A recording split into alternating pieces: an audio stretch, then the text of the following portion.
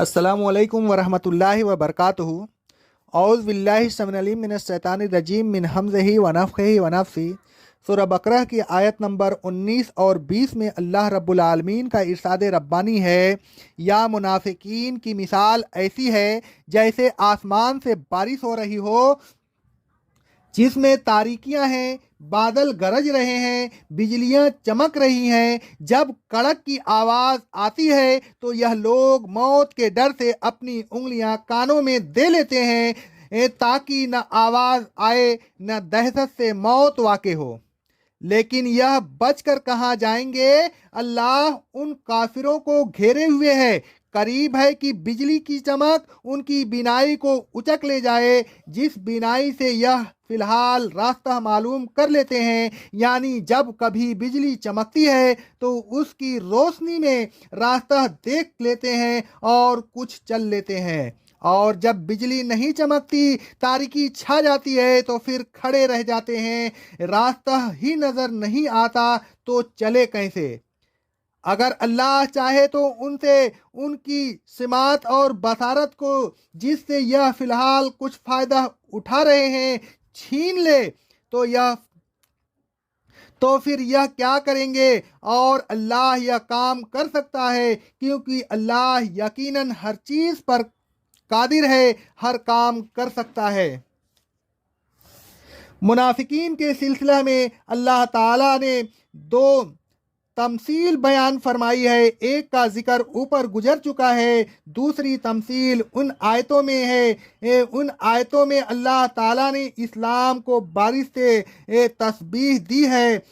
रसूलुल्लाह सल्लल्लाहु अलैहि वसल्लम फरमाते हैं, सही बुखारी की हदीस है, हिदायत और इल्म जिसको देकर अल्लाह ने मुझे भेजा है, उसकी मिसाल ऐसी है जैसे मिसाल उस बारिश की जो कसरत से हो। वह बारिश जब जमीन पर पहुंचती है तो जमीन का वह हिस्सा जो साफ होता है पानी जज्ब कर लेता है, फिर उससे घास और सब्ज उगता है, और जमीन का जो हिस्सा सख्त होता है वह पानी रोक लेता है। अल्लाह ताला उससे लोगों को फायदा पहुंचाता है, लोग उसको पीते हैं, पिलाते हैं, और खेती में आप प्यासी करते हैं। और जमीन का बाज हिस्सा बिल्कुल चटियल मैदान होता है, न पानी को रोक सकता है और न उस पर घास उगती है। बस यही मिसाल उस शख्स की है जो दीन में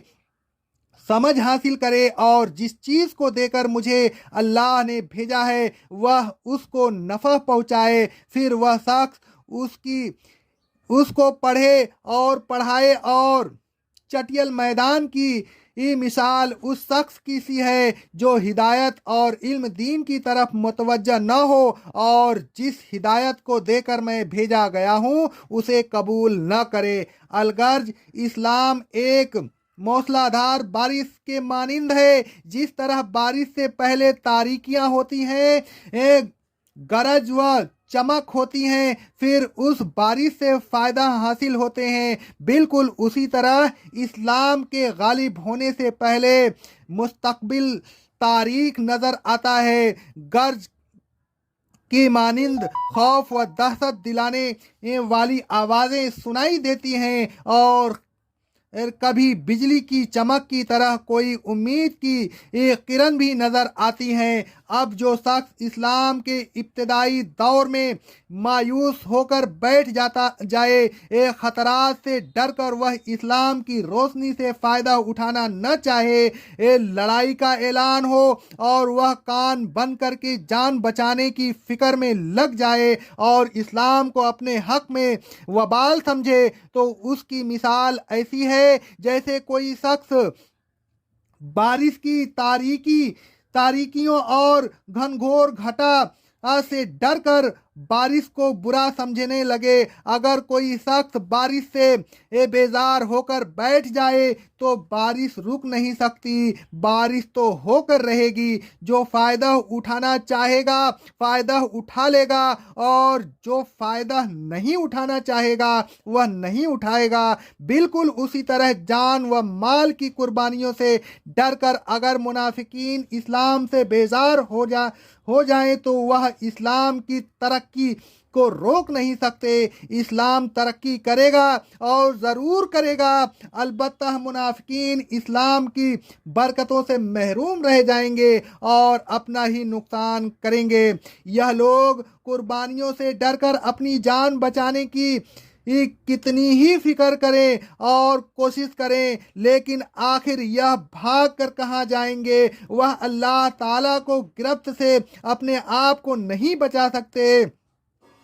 अल्लाह ताला उन काफिरों को चारों तरफ से घेरे हुए है। मौत वह जिल्लत उसके हाथ में है। वह जब चाहेगा, जहां चाहेगा और जिस तरह चाहेगा पकड़ लेगा, और उनकी तमाम कोशिशें जो यह अपनी जान बचाने के लिए कर रहे हैं बेसूद साबित होगी।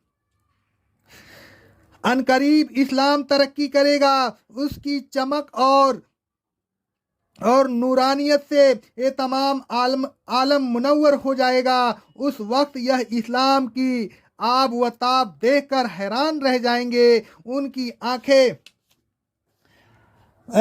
खीरा हो जाएंगी। इस्लाम के इब्तदाई दौर में मुनाफिकीन की हालत बिल्कुल इस राहगीर की सी होती है जो घनघोर घटा की तारीकियों में सरगर्दा होता है।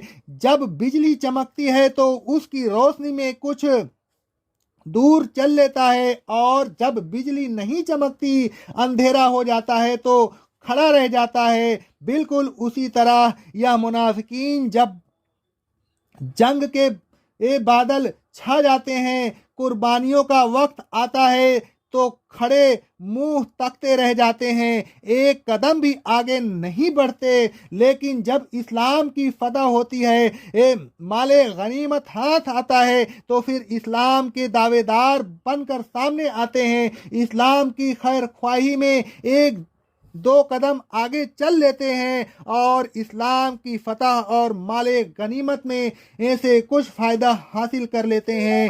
उन्हें खबरदार हो जाना चाहिए कि वलो शाअल्लाह ज़हबा बे समअहिम व अबसारहिम, अगर अल्लाह ताला चाहे तो उनके कान जिसमें गर्ज की आवाज़ सुनकर यह उंगलियां रख लेते हैं, और आंखें जिनसे खतरात को देखकर इस्लाम के रास्ते में कुर्बानी देने से रुक जाते हैं, बेकार कर दे।